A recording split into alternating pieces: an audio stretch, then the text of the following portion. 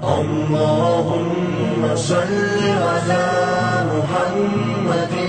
وآل محمد الرجیم بسم اللہ الرحمن الرحیم الحمد للہ رب العالمین والصلاة والسلام علی اشرف الانبیاء والمرسلین سیدنا و نبینا و مولانا بالقاسم المصطفى محمد وعلی اہل بیتہ الطیبین الطاہرین المعصومین المنتجبین المیامین واللعنۃ الدائمۃ علی اعدائہم اجمعین اما بعد فقد قال اللہ الحکیم فی کتابہ الکریم وقولہ الحق بسم اللہ الرحمن الرحیم وَلَوْ أَنَّ أَهْلَ الْقُرَىٰ آمَنُوا وَاتَّقَوْا لَفَتَحْنَا عَلَيْهِمْ بَرَكَاتٍ مِّنَ السَّمَاءِ وَالْأَرْضِ۔ آج کا ہمارا موضوع گفتگو خوف خدا، تقوی، یہ تمام وہ الفاظ ہیں کہ جو پروردگار عالم نے اپنے بندوں سے چاہیں، اور پروردگار عالم اس کے مقابل میں کچھ بھی نہ دیتا، تب بھی انسان کے لیے ضروری تھا کہ یہ تمام بندگی کے اعمال انجام دیتا اور اپنی بندگی کے فریضے انجام دیتا۔ خاص طور پر اس آیت مبارکہ میں اور دیگر آیات میں جس انداز سے گفتگو فرمائی گئی کہ اگر وہ بستی والے، وہ قریہ والے اللہ پر ایمان لاتے اور تقوی اختیار کرتے، خوف خدا دل میں بسا لیتے، تو ہوتا کیا؟ اس کا نتیجہ پروردگار عالم انہیں یہ عطا کرتا کہ ہم آسمان اور زمین کی برکتیں ان کے لیے نازل کر دیتے۔ یعنی پروردگار عالم اپنے بندوں کو اپنا خوف رکھنے اور ایمان رکھنے پر زمین اور آسمان کی برکتیں دینے کے لیے تیار ہے۔ بس ہمارا موضوع گفتگو خوف خدا، کہ دل میں خوف ہو، دل میں پروردگار عالم سے خشیت ہو، دل میں انسان کے یہ پروردگار عالم سے اس قدر ڈرتا ہو انسان کہ جس کے نتیجے میں انسان خدا کی مخالفت کرنے سے بچتا رہے۔ بس یہ خوف خدا جو پروردگار عالم انسان کے دل میں بسا رہنا چاہتا ہے، بس پروردگار عالم نے اس خوف کو، کہ جو تقوی کے نام سے بھی، تقوی کا لفظ بھی وقایہ سے نکلا ہے جس کے معنی خوف کے ہیں، بس تقوی انسان کے لیے ایک ایسی صفت ہے کہ جس کا اختیار کرنا ہر انسان کے لیے واجب ہے۔ اچھا بندہ وہی ہوتا ہے، عبدیت کی معراج وہی ہے کہ جو کم سے کم تقوی سے مزین ہو۔ بس تقوی اور خوف خدا انسان کے لیے پروردگار عالم کی راہ پر چلنے کے لیے سب سے بہترین مددگار ہے۔ بس اسی تقوی کے سہارے سے انسان دنیا اور آخرت میں کامیابی حاصل کر سکتا ہے۔ لیکن جہاں تک اسپیسیفکلی خوف کا تعلق ہے، تو اس خوف کے مرحلے کو بیان کرنے کے لیے ایک جملہ صادق آل محمد امام جعفر صادق علیہ الصلوۃ والسلام کا آپ کی خدمت میں عرض کروں کہ خوف خدا رکھو اور اس کی نافرمانی کی جرأت اس کی وجہ سے تمہاری نہیں ہوگی، اور اللہ تعالیٰ سے ایسا خوف کھاؤ، ایسا خوف رکھو جو اس کی رحمت سے مایوس نہ ہونے دے۔ یعنی جہاں پر پروردگار عالم خوف انسان کے دل میں بسانا چاہتا ہے، وہاں پر ایسا نہیں ہے کہ صرف خوف ہی خوف ہو اور جس کے نتیجے میں امید ختم ہو جائے۔ بس جب انسان ڈرتا ہے، ایک عام مثال ہے کہ جب انسان چاہے بطور استاد، بطور والدین ماں اور باپ، یا بطور بزرگ اپنے خاندان کے بچوں یا افراد کے لیے، یا بطور بزرگ معاشرے کے افراد کے لیے، انسان جس چیز کو یہ دیکھتا ہے کہ ان کے دلوں میں خوف پیدا ہو، لیکن وہ خوف کیسا، کتنا، کیا استاد اپنا خوف اتنا پیدا کرے، اور اتنا پیدا کرنا اس کے لیے مناسب ہے کہ بچہ اپنی ان تمام تر جو تعلیمی صلاحیتیں ہیں انہیں کھو دے؟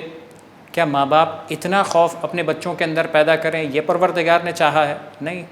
انسان سے بھی نہیں چاہا، اور ساتھ ہی ساتھ پروردگار عالم اپنے بارے میں بھی، یعنی انسان کی کیا اوقات ہے،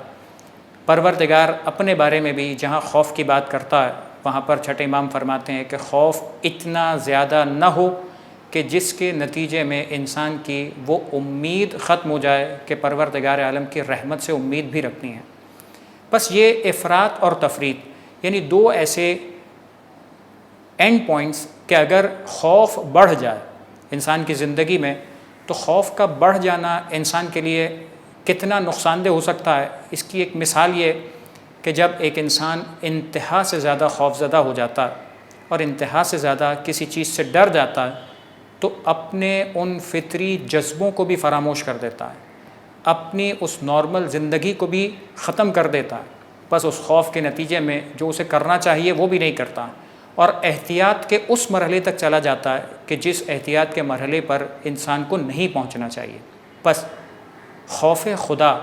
اگر بڑھ جائے اور افراط آ جائے تو علماء نے جملہ لکھا کہ یہ افراط خوف جہاں انسان کی امید کو ختم کر دے، بس یہ نتیجہ نکلتا ہے کہ بعض اوقات عبادات کے اندر بھی انسان ایسی کیفیتوں میں پہنچ جاتا ہے کہ جس کیفیت کو پروردگار نہیں چاہتا۔ خدا نے عبادت کا ضرور کہا، لیکن ایسی اور اس قدر اور اس طرح کی عبادت کا نہیں کہا کہ جو پروردگار عالم سے امید ختم کر دے، جو چھٹے امام کا بھی جملہ ہے۔ بس اسی انداز سے جب خوف نہ ہو اور امید بہت زیادہ ہو جائے، اور خوف نہ ہو اور امید زیادہ ہو جائے، اس کا نتیجہ بھی برا ہے،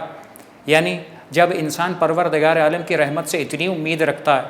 کہ بس پروردگار بخشنے والا ہے، وہ خوف ہی نہیں ہے خدا کا، جب خوف نہ ہو اور امید بڑھ جائے، بس یہ بھی وہ مرحلہ ہوتا ہے کہ جہاں انسان بندگی کی اس حد سے باہر نکل جاتا ہے۔ بس نتیجہ کیا ہے؟ جہاں خوف بڑھے گا تب بھی نقصان ہے، جہاں امید بڑھے گی تب بھی نقصان ہے، اور اسی لیے روایات کے اندر انسان کے ایمان کو اس طرح سے فرمایا گیا کہ خوف اور امید دونوں اس طرح سے برابر ہوتے ہیں کہ انسان خوف بھی اتنا ہی رکھتا ہے اور امید بھی اتنی ہی رکھتا ہے کہ پروردگار عالم اگر میں معصیت کر کے بھی گیا تو پروردگار بخش دے گا، اور خوف اتنا ہو کہ اگر میں پروردگار عالم کی جتنی اطاعت کر لوں، اگر وہ چاہے قبول نہ کرے اور میری اس عبادت کو لائق قبولیت قرار نہ دے تو وہ ایسا کر سکتا ہے۔ بس یہ خوف اور امید کے درمیان کی کیفیت کہ جو ہر انسان کی اپنی پرسنل کیفیت ہے، اسی کے ساتھ ساتھ ایک جملہ جو ہمارے ذہن میں رہنا چاہیے کہ پروردگار اس خوف کے ذریعے سے اس خوف کو کتنا اہمیت دیتا، ایک جملہ کہ جو اللہ کے رسول حضرت محمد مصطفیٰ صلی اللہ علیہ وآلہ وسلم ارشاد فرماتے ہیں کہ جس کسی شخص کو کوئی حرام کام پیش آئے اور کوئی ایسی کیفیت ہو کہ حرام کام کرنا چاہتا ہے اور اسے اپنی حرام خواہش پوری کرنے کا موقع بھی مل جائے، بس اگر وہ شخص صرف خوف خدا کی وجہ سے یہ کام نہ کرے تو پروردگار کتنا خوش ہوتا کہ پروردگار اس پر جہنم کو حرام قرار دیتا ہے اور روز محشر اسے فزع سے بچا لیتا ہے، اس خطرناک ترین کیفیت سے بچا لیتا ہے، اور وہ اپنا وعدہ پورا کرتے ہوئے پورا بدلہ عطا کرے گا۔ بس انسان کے لیے خداوند متعال اس خوف کے نتیجے میں بہترین اجر عطا کرنے کے لیے تیار ہے، لیکن ساتھ ہی ساتھ انسان اپنے بارے میں فیصلہ کیسے کرے کہ خوف کتنا اور امید کتنی؟ یا یوں کہا جائے کہ انسان دوسرے کے بارے میں بہت آسانی سے کہہ دیتا ہے کہ اسے خوف نہیں ہے، اسے خوف ہونا چاہیے۔ بس ایک جملہ مثال، اور یہ حقیقی مثال ہے کہ جہاں کسی بادشاہ وقت کے پاس کسی حکیم نے آ کر گفتگو کی تو ایک سوال کیا کہ جس بادشاہ نے جس شخص کے بارے میں اس حکیم نے سوال کیا کہ تم جو تخت خلافت پر بیٹھے ہو، تم جو اس منصب پر آ گئے ہو، تو کیا تم نے کوئی ایسا عمل بھی کیا ہے کہ جن کی وجہ سے تم ان کی، یعنی تم سے پہلے جو گزرے ہیں جن کی سیٹ پر تم آ کر بیٹھے ہو، کیا تمہارے سامنے ایسے اعمال بھی ان کے ہیں کہ جن کی وجہ سے ان کی بخشش ہو سکتی ہے؟ امید ہے یقیناً ہوں گے، اور اسی طرح سے ان کے بہت سارے ایسے اعمال بھی ہوں گے کہ جن کی وجہ سے تمہیں یہ خوف ہے کہ وہ اگر پکڑے گئے تو پروردگار عالم سخت سزا دے گا۔ دوسرے کے بارے میں فیصلہ کرنا آسان ہے، اپنے بارے میں یہی انسان اگر فیصلہ کرنا شروع کرے اور اپنے کاموں کا جائزہ لینا شروع کرے، جو تزکیہ نفس، مراقبہ نفس اور اپنے نفس کی کیفیت کا جائزہ لینا، پروردگار عالم اگر اس کیفیت میں انسان کو ڈال دے،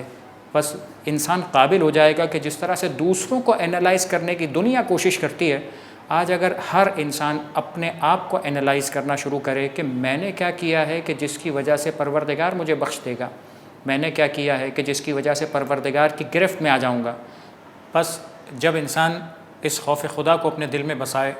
تو اس کی زندگی میں وہ تبدیلی واقع ہوتی ہے کہ جس کے ذریعے سے وہ اپنی عبودیت کو آگے بڑھا کر پروردگار عالم کا مطیع و فرما بردار بندہ بن سکتا ہے۔ آخر میں ایک جملہ کہ جو